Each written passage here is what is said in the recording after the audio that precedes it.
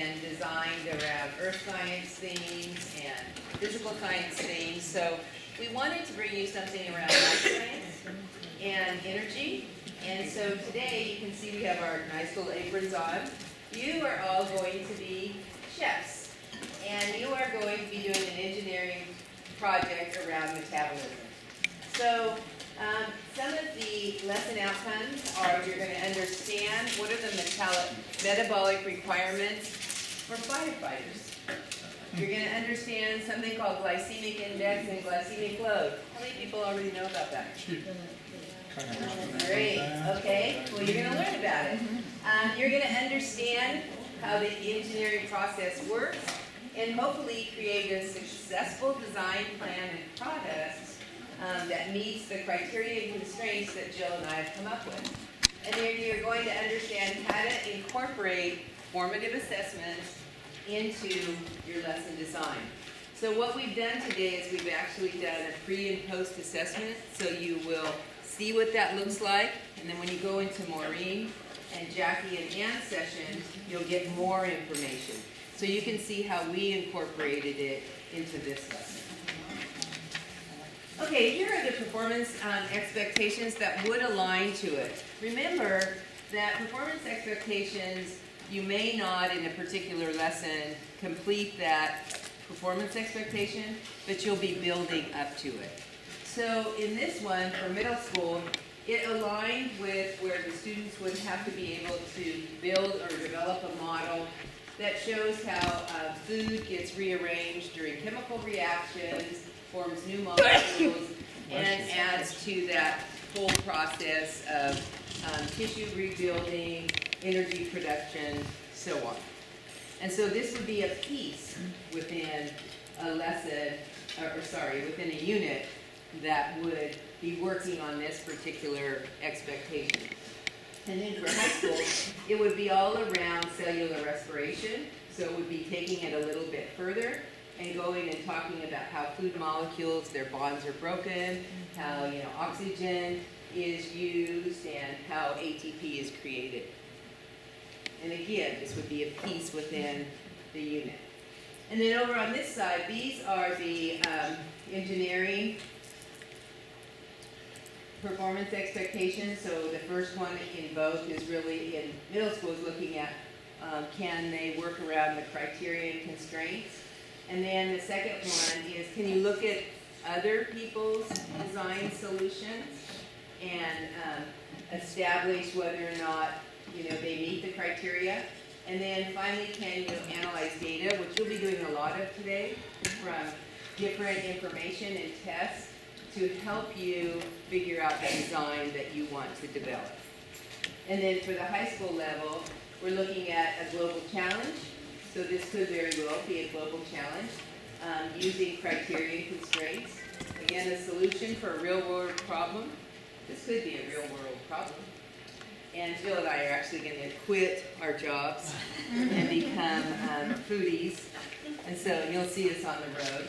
And then looking at us evaluating the whole solution with all of these requirements in order to create a product.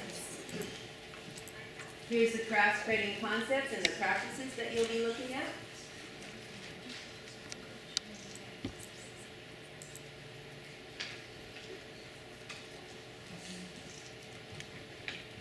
And then Jill's going to get you started.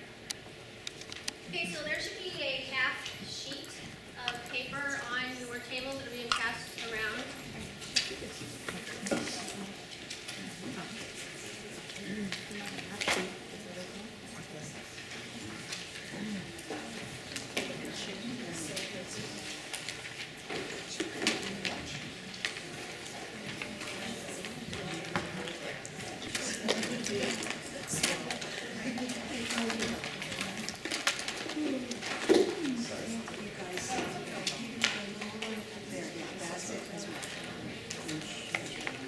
Okay, so if you're anything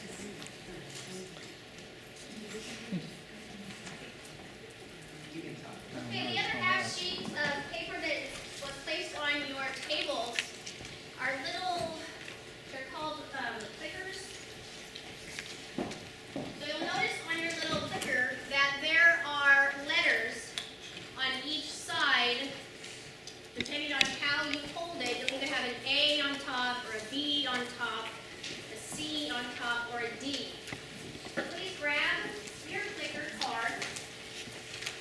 And I'm going to put a multiple choice question up that is based on the probe.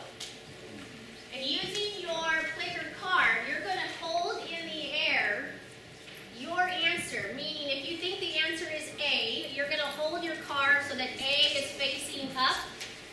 And then I'm going to scan all of your cards with the clicker app, and it's going to show me each individual's answers, and it's going to tell me who's getting it correct and who is not getting it correct. So it's a great way to do a little formative assessment. So here are your options. Your options are A, 60, 20, 20. B, 45, 20, 35. C, 50, 25, 25. And D, 33, 33, that'd be 34. Okay, so please hold up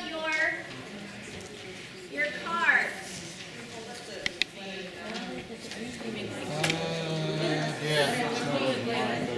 I'll do this. Can I change my mind? Yeah. Okay, so far one person has it correct. Hey, Jill, don't tell them Oh, that. sorry. I know. My bad. Everybody quick, flip. Very green. She was just kidding. So we have different answers. What if I put 50% protein? There's definitely one I think you're probably right, because It's better than the other. is dietitian. better than the other. Very green. She was just kidding. So we have different answers. What if I put 50% protein? There's definitely one I think you're probably right, because It's better than the other. is dietitian. better than the other, but there's definitely one that the majority everybody is. Because I'm diabetic. I'm diabetic, so I'm probably not so hard. Well, no, I get too much. Well, I know you do, but You Okay. probably do. So it's probably is that so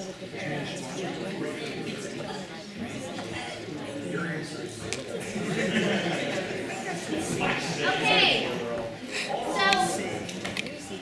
So we have, here's your totals. Out of 36, 8 of you chose A, 19 of you chose B, 4 of you chose C, and 5 of you chose D. Pretty cool. And for this app, you actually assign the students' names to their card, and they keep their card all year long. You can have them put it in their interactive notebooks, and then you actually get to see what each person is putting up for their answer. This is just random. We didn't assign anything. Okay? The answer is Clicker. Yeah. P-O-I-C-K-R. CK. Okay, so for what your needs are for a moderate workout to tone up, the answer is C. Yes. And you're going to be learning about that in some of the articles that you will be reading. So we did this to kind of get you thinking about what is it that I need to bring into my body to make energy so that I can perform specific activities. And now we have a real world problem. So you're now going to be receiving. Sure, Jill, can I just add one more Yeah. thing? So this is our pre-assessment. You could have kids, you would want kids, and we should have made you explain. Why is that your choice? So if you chose A, why did you choose that? Then the idea would be you could then use it as a post-assessment after they've had their lessons and done readings or watched videos or whatever you're going to be doing with them. They could come back and do a final claim evidence reasoning. Okay, so we just had to do this for time's sake, but we would recommend that you would say, explain. How do you come up with that? Card stock. Whether it's just prior knowledge or whatever, justify your answer. Get on that website, check it out. Okay, so we have a problem. So you should have a full sheet of the scenario on your table. It's on the card. Look on your card, it's right here on your card. Right here on the top of that. Okay, so the Acme Nutrition Company is requesting all of your services.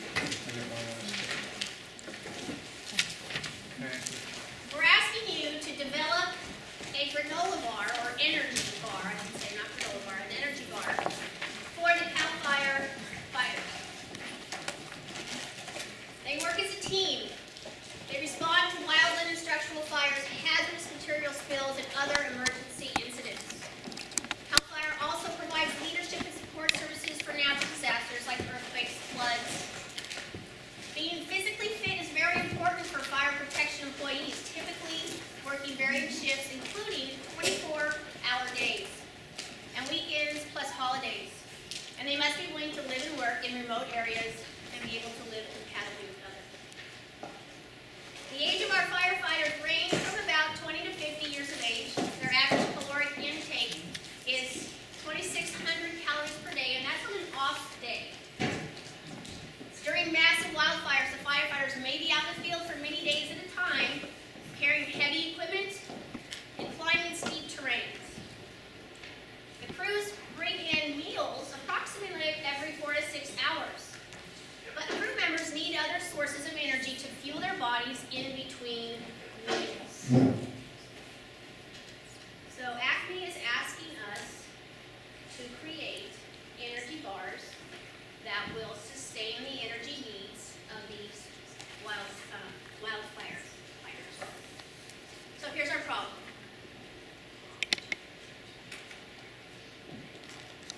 We need an energy bar that meets the appropriate calories that the firefighters need, the appropriate glycemic load, and the percentage of organic compounds required for a firefighter's metabolic needs.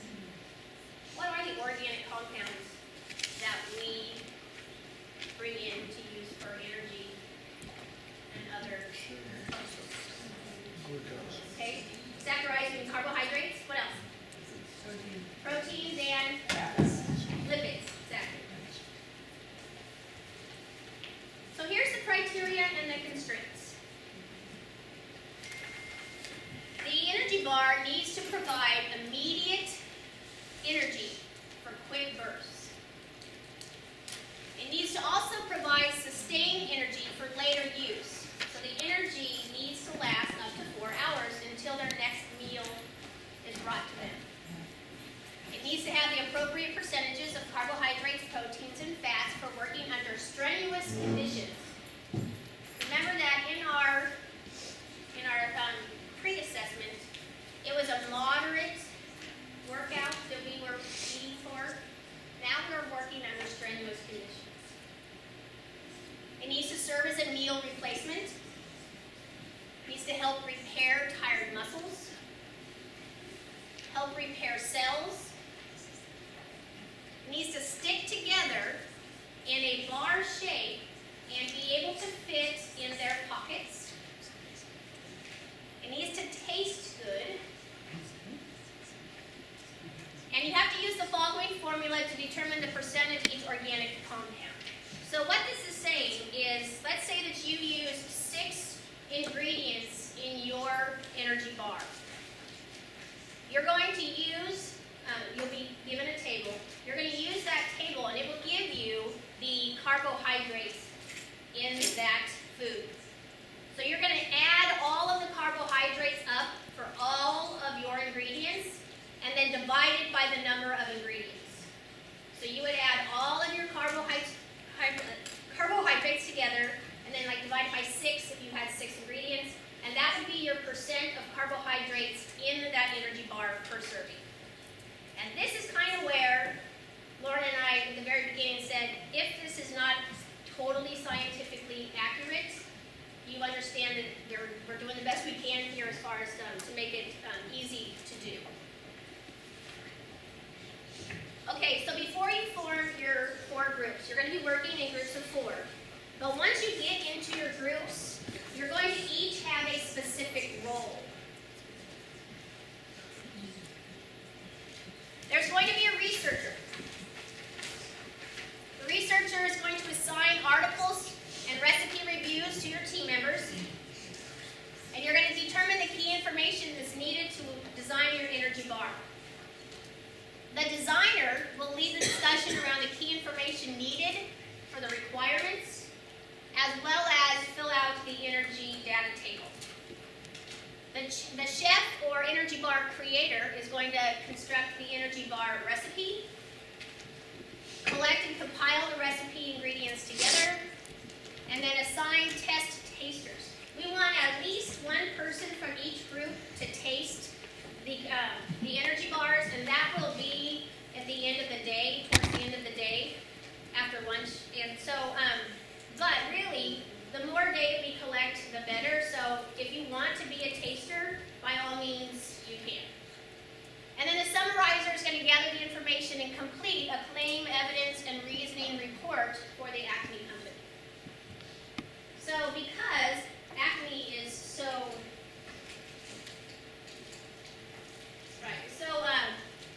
organized and ready to go, we have some folders that the group members are going to receive. There'll be one folder per group of 4. In there is all of the forms that you will need to create your recipes and the articles to read, as well as some more information as far as putting it all together. Okay, so let's form our groups of 4. By the way, if there's not enough tables, I have a couple tables set up on the other side there. Just watch the plug, and you can work over there, so your team can move over into the makerspace area. So form teams of 4, please. What you need to do is assign roles to each individual. You have it on your sheet. I will put it back up, but you have it. So go ahead and assign each other roles. Decide. We have some things, but before we talk about the folder, so if you took the folder and took all the papers out, could you go ahead and put it back in? Thank you. Yeah, we are not quite ready for that step. Okay. All right. Thank you so much. Okay, so you did get at your table 3 different energy bars. Jill's holding them up. You should have gotten a Nature Valley Chewy chocolate chunk bar, a Cliff bar, and a Klein bar. So the first part of your exploring stage, because Jill got to engage, we're now exploring, is you're going to look at the nutrition labels on these different bars, and you're going to collect what you think might be helpful information in order to help you with designing your own energy bar. So I'm not going to give you a lot of information. It's up to you what information you want to collect. I have left you some lined paper if you want to use it for recording, or if you have your notebooks, you can put the information in your notebook. So I'm going to give you about 10 minutes to just look over the bars and have discussions and talk about what information you can gather from the bar. Okay. We'll look at them as soon as you guys are done.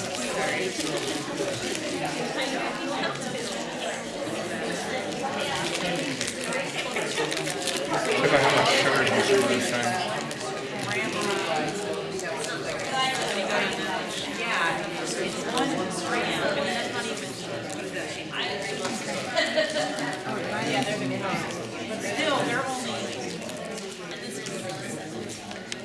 That this could be a branch off to another lesson, right? On what? Nutrition. On what about nutrition? Percentages required for your daily input. For your daily input, what else? Do you guys ever work with kids on how to read a nutrition label? Yeah, so that could be maybe something that happens before then. So I want you to be thinking about, really Jill and I wanted you to be thinking about the whole time about what else can I put in there so this becomes, that whole unit around those expectations. So yeah, you can look at the bars anytime and collect more data if you need to. Now you can open up your folders with all the information. And I will guide you through it, and then I'm going to give you time and not bug you. So the very first item is the data table. So this data table is your recipe. So the chefs, when we said you have to make the recipe, this is going to be your recipe. And you're going to put all the ingredients you guys use, how much you use, and remember Jill told you how to figure out the percentage of each of the organic compounds. You put that information in there, and you're going to figure out glycemic load. You're going to learn about that on your own, so we won't give you any more details. And then at the bottom, you're going to figure out what are the total calories in your bar and what are the average percentages. So that's the recipe sheet. there are different articles in here. The blue one is talking about glycemic index and glycemic load.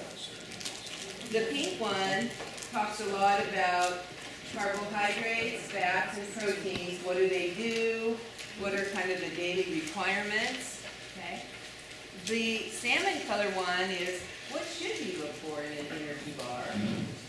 And the yellow one is more on your body's glycemic response to different carbohydrates, both complex carbohydrates and simple. Okay, so you have a researcher guy, and one of their things was they would kind of divvy this work up, so no one person's responsible. So you have all of this to use to come up with and decide among yourselves, how are we going to create this bar? Okay, the last thing that you see is a white page, very critical page. These are all the ingredients you have to choose from. The top says energy bar ingredients. And you can see our lovely display. Doesn't this look like Price is Right? You can see our lovely display of all the items that you have to choose from. And we've given you information about every single item. We've told you on here, this is how much fat, percent fat, how much carb, and how much protein. We've told you something about the glycemic index, which you may not know what that is right now. We've told you in a serving size, the first number there is how many grams. The second is the serving size. So when you come up and you want to get that and put it in your ingredient, you know what one serving size is. And then we tell you how many calories in a serving. We tell you what it tastes like, because Jill told you that taste is important also. So a taste score of a 9 means it's good tasting. Well, it goes from 0 to 10. You know, so something that's a 1, like protein powder, we said it was we didn't think it tastes very good, but you might not agree with us, but that's what we decided. There are a few on the back. And then we also gave you glycemic load. So you're going to have to try to figure out what's important here and what ingredients. You can put as many ingredients as you want. We will tell you that when you make your ingredients, it makes about 3 bars in one serving that you'll be making. And we won't go and start making anything yet. We're going to give you until an hour and 15 minutes to try to come up with this. And it took us a while, and we had to put this together.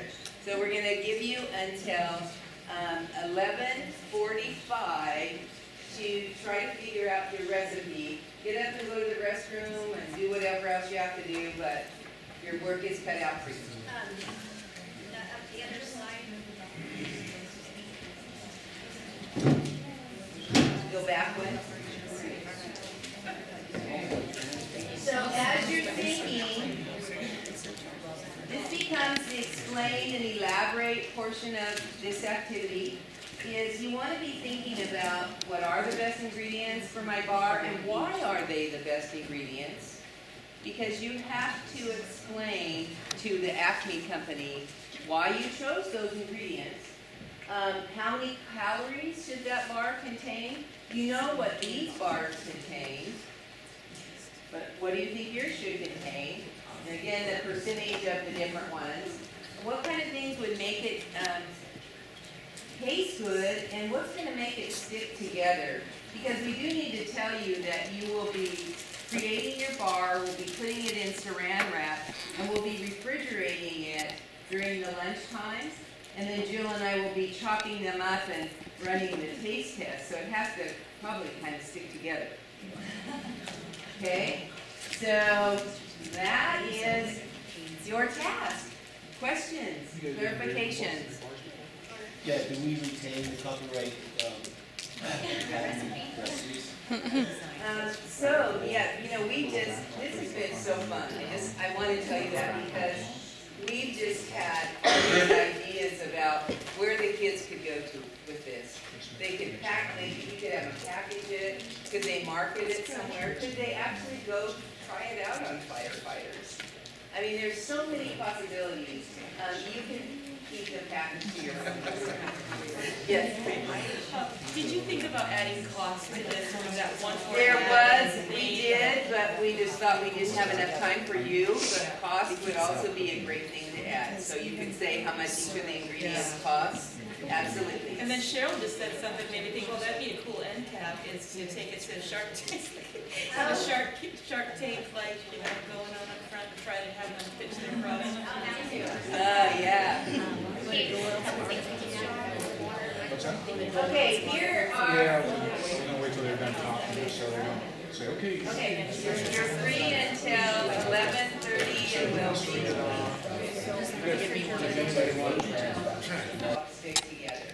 And you can microwave, we have a microwave over there, you will be able to microwave like peanut butter, almond butter, whatever to make it a little stickier. So Lori, just a quick question, if you wanted to do this in a classroom, like what was the investment, like what would you have to pay or get people to bring in or something to? Yeah, all those things. Yeah. I don't know what the cost ended You up. haven't been reimbursed. Thank you, we haven't added it all together. But I'm So I imagining would say kids it was probably like $100, but yeah, you can have kids bring stuff in. That would be a great thing to have them bring in. Or get donations.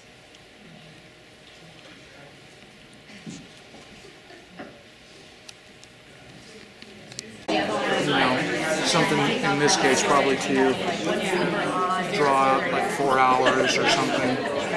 So, yeah, either something to slow or fats, because if you put fats in, fats are going to slow down the glycemic absorption, which is going to be almost going to make the fats will slow down, make it go out longer. Yeah, some like nuts and stuff like that. The nuts. It's just kind of ambiguous. It's just kind of ambiguous then, because above it said that they get meals every between them. Right. Where it says between meals, but then down here it says serves as a meal replacement. That's why I said that. It's basically a snack. Yeah, right. So we take 3 meals and 2 snacks, and we're going to go with high, moderate, and activity. So the highest one they have is 2,800 calories. Theirs was 2,600. Yeah. So that would be 28 would be 350 of carbs per day, 70 grams per meal, 1,400 grams per calories per day. 175. So then that's good on the protein and the fat. It's a fast guy. Should we maybe take out the peanuts because of the calorie hit? That's a huge amount of calories. Well, it depends on where you're getting the fat from. If you go like almond butter, like we talked about, That's a good idea. I'm thinking almond butter is looking like it's starting to. This is all in pencil, but just kind of. and then, you know, if we have more peanut butter, we don't need peanuts. So what's the advantage of almond butter over peanut butter? It helps stick. Protein, it looks like with peanut butter. I mean, it'll help stick Wow, together. almond butter is. Tastes better. A glycemic index of 0. And it's got a little bit less calories. Is that good or bad? I don't like the glycemic index of 0. Yeah, that's crazy slow. To me, that's in every other. Rice Krispies.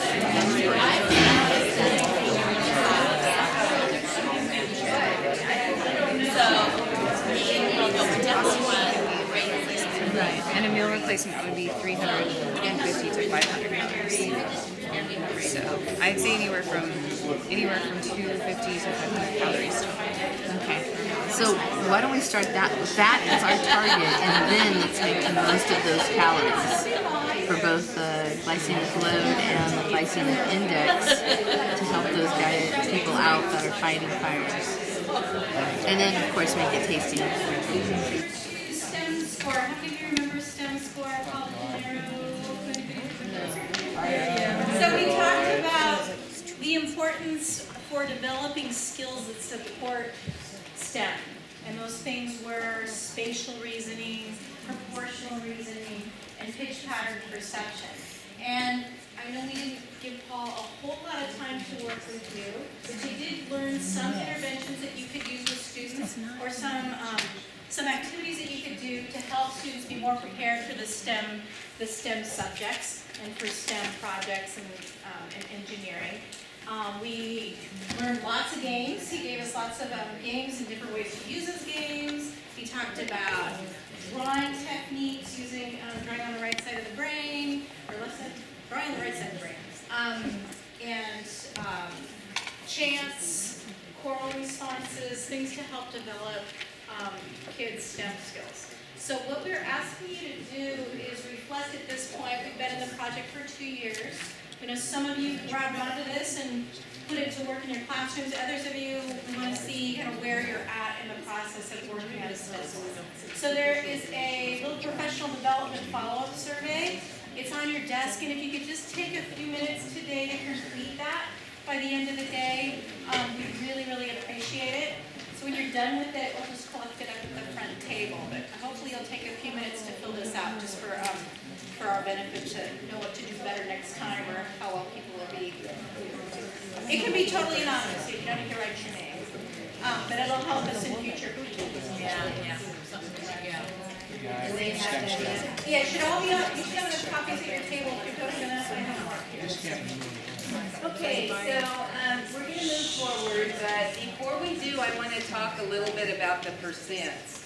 Jill and I knew going into this that that is not how you calculate that total percent, but we're trying to make it easier for you. I think Kelly might have the answer, but my thinking is, I would think that you would take the grams of carbohydrate total, and then you take your total grams in all, you take your grams of fat, your grams of protein, and then you could figure out a percentage.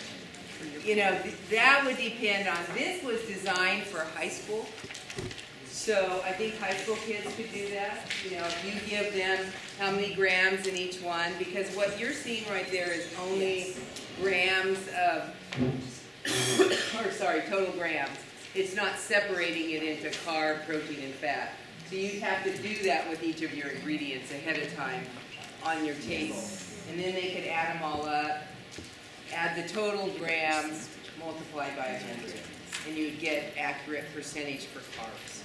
So we knew there was fault in it, but that's how I think you do it. That's Jody's nodding, so I don't know if that's true, but you can talk to a nutritionist today. She's actually going to be on Skype and ask her the question.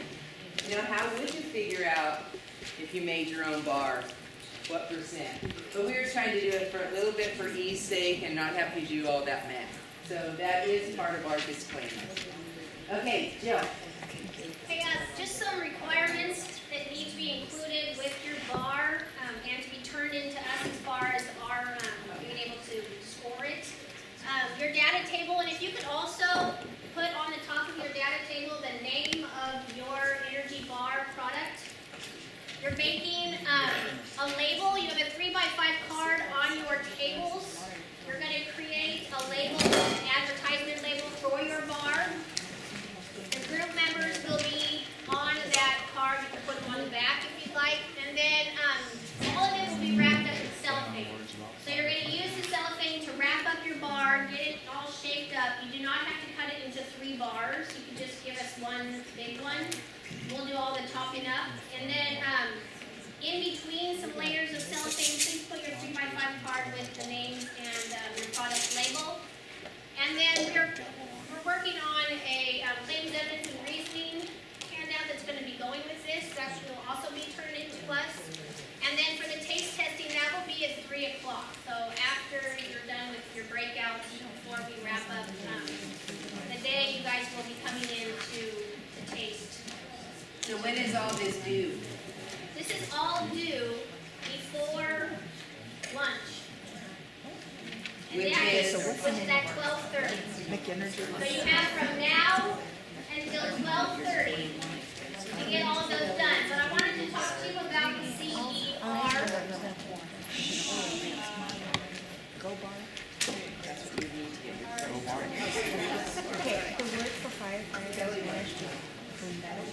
Okay. Okay, so we've talked about the claim evidence reasoning, which is all before. Some of you went to Jackie. That's good. I like it. Or breakout session that we had on Wednesday. But we wanted for you to practice it a little bit more. And some of you, this might be the first time that you see it. Claim is basically what you know. With the next generation science standards, the hypothesis has become more of a claim. The evidence is how do you know this? This is the data that you are collecting. And then your reasoning are the scientific principles behind what you know. What is the science? So there's a short video. Good old Bozeman's going to tell us about claims, evidence, and reasoning. You guys will have time to do that after this. Probably should have given us those instructions after they now, just like my class, give instructions or else they'll say. Hi, it's Paul Anderson, and in this video I want to talk about CER. It's a framework for making explanations in the science classroom. It's a skill that teachers should give their students, and students should have if they want to improve their scores on lab write-ups, on essays, or on big exams. But before we talk about CER, let's talk about science in general. In science, what we're doing is gathering evidence through investigations of the natural world. We're then coming up with explanations that are critiqued over time. But unfortunately, a lot of the time in a science classroom, the investigations are developed by the teacher itself, and the students are just going through a cookbook lab, and so we want to avoid that if we can. But also, we spend too much time on the investigation itself, on the variables and controlling the variables. And then when we get to the end of coming up with an explanation of what we learned, we kind of fall down on that point. And so the CER is a framework that makes this explanation making explicit. It was developed by Dr. Kate McNeil and Dr. Joe Krychek. I'll put links to some of their material down below, but it's an acronym. The C stands for claim, the E stands for evidence, and the R stands for reasoning. Sometimes you'll hear rebuttal added at the end of that. That's looking at somebody else's claim, evidence, and reasoning. But this is my model for how claim, evidence, reasoning works. Claim is an answer to a question that's asked. Evidence is going to be what you gather, empirical evidence that's gathered in the lab or through research. And then reasoning is going to be a logical connection between the evidence and the claim that you're trying to make. Now, students will generally do really good at the evidence gathering, but they fall down when it comes to this logical connection. And so a good tip is to make sure that your reasoning is based in some kind of a scientific definition, rule, principle. That's a way that in science we can all agree on that. Now, what should a teacher provide? A teacher should simply provide a good question and a way to answer that question. So let's say in the science classroom I give my students a bunch of dice, but they're different looking dice. They're skew dice that look like this. And I ask them the following question: are these skew dice fair? Now, they could start gathering evidence right away. They could roll the dice a bunch of times. We could measure the dice, look at their center of gravity, maybe measure all of the sides to make sure that they're all the same. But before we jump in and start doing evidence, make sure that you've actually framed the question and you understand what's being asked. Make sure that you could define everything that's in this question itself. I'm sure you know what skew dice is, but are we all in agreement with what it is to be fair? Well, let's define it. Fair is this idea that each side has an equal probability of ending up on top. Now, once we have that definition, you can use that in that logical connection. Let's get to an actual science question that we could answer. Is air matter? That's a question you can answer in the science laboratory. Before we dig in and start gathering evidence, however, we should frame the question and make sure that we understand what every term in there means. So what is air? Air is an invisible substance that surrounds the earth. What is matter? Matter is anything that has mass and takes up space. What else do we know about matter? It can be neither created nor destroyed. So sometimes it's helpful at the beginning to get all of these listed out so that we can use them at a later date. Now we can use a form like this to do our claim, evidence, reasoning. Claim is going to be an answer to the question, but generally we don't start there. We have to start by gathering evidence. So perhaps I take a balloon, put it on a scale, and then I fill up a balloon and put it on the same scale. I'm trying to show that there's an increase in mass. And then maybe I want to look at the takes up space side of the matter. Maybe I take a bottle filled with water, pump air into it, and I can displace some of that water. And so now I can make a claim. Yes, air is matter. That's going to be my claim. I've gathered evidence, but now how do I do the reasoning? Well, the reasoning is easier if it's tied to one of those scientific definitions that I had before. So let me read you my reasoning. The mass of the balloon increased when air was added, indicating that the air had mass. the air displaced a volume of water, indicating that the air also has a volume. Since matter must have both mass and volume, my evidence suggests that air is matter. That reasoning part is what we hope our students will start to write, and they never do. Generally, when they're doing a lab write-up, they simply tell us the evidence they gathered over and over and over in more detail. But what we really want is a connection between the evidence that you gathered and the explanation that you're trying to make.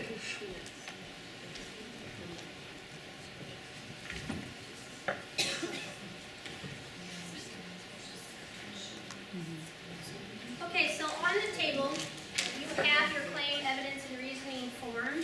Will you please look at the back of it for a second?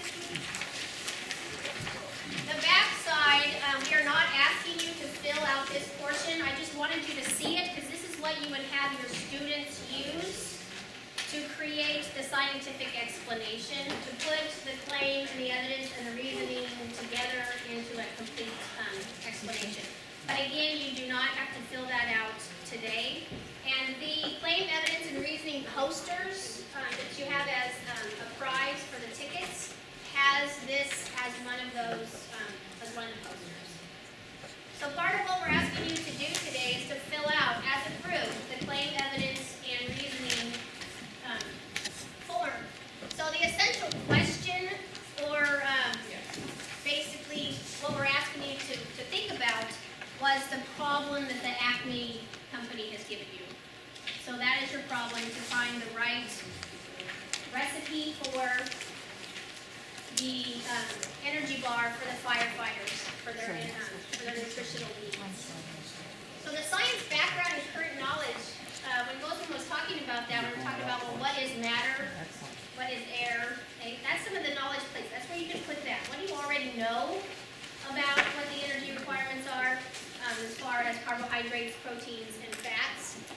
Your claim would be basically your answer to that. What percent do you think you have to have of each, and how many calories? And then your evidence, you have the articles that you're using for your evidence. You might be looking up some more things online. And then your reasoning are going to be the scientific principles that go with that. So that is part of what needs to be turned in. I'm going to back up a second for this. So the CER front page only, your energy bar with the label on the 3x5 card, and then the data table with your product name on the top will all be turned in to us by Zoll. The saran is at the end of the table. You have bowls, mixing bowls, and spoons. The microwave's right over there. So you're welcome to start creating. I think that looks pretty good. Okay? Yeah? Yeah. Sorry.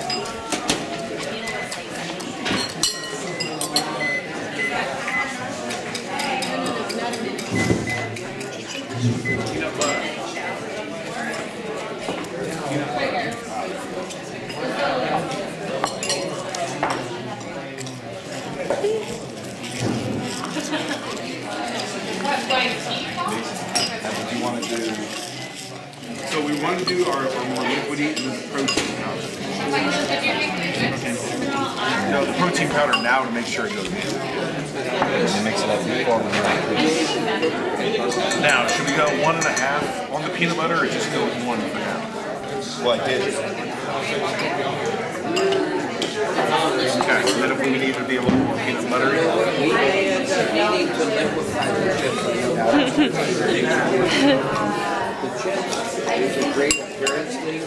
Okay. And then there's 2 pieces of paper, the CER and the data table, or your recipe go with it.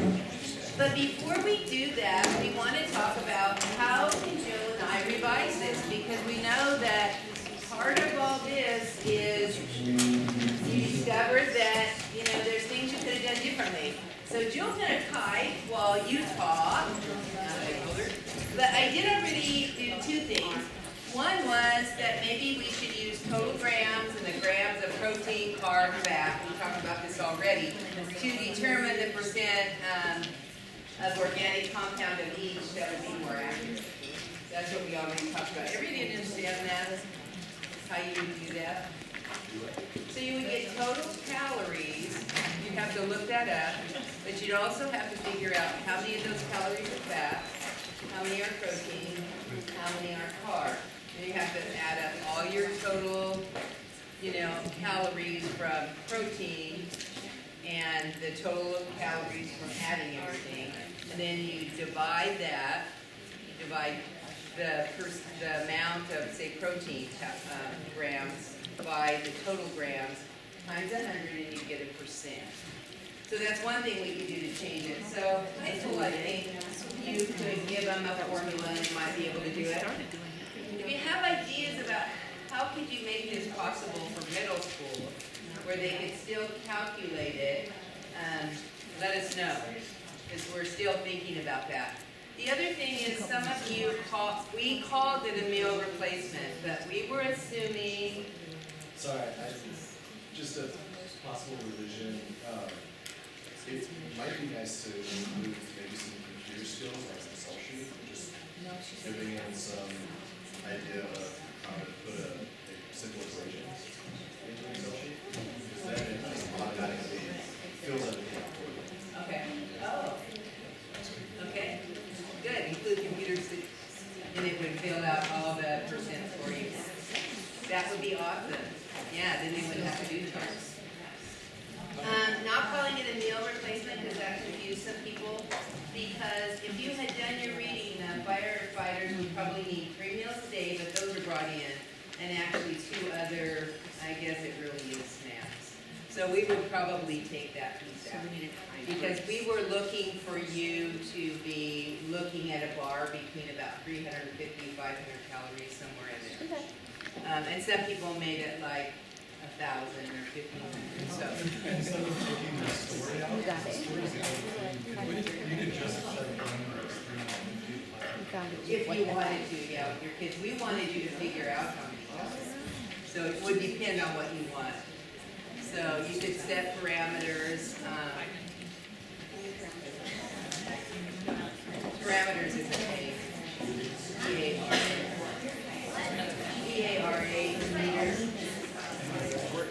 Any other suggestions? Yeah. Okay, well, thank you. Now, just so you know, Jill and I will put these in the refrigerator, and then when you're doing your work in the other breakouts, we have a rubric, and we're going to share that rubric with you, so you'll have that as well. We have a rubric, and we're going to be looking at them, and ideally, you would use the rubric with your kids and then come back and let them revise it, like we always want to do in the engineering process. So we'll give you that rubric, and we'll tell you about ours, because she and I both made one. Hers was better than mine. Yes, it was. Tasted better than mine. It wasn't necessarily better. Anyway, we'll tell you about ours and our process, and then we'll be giving you back your own rubric so you can see how you did.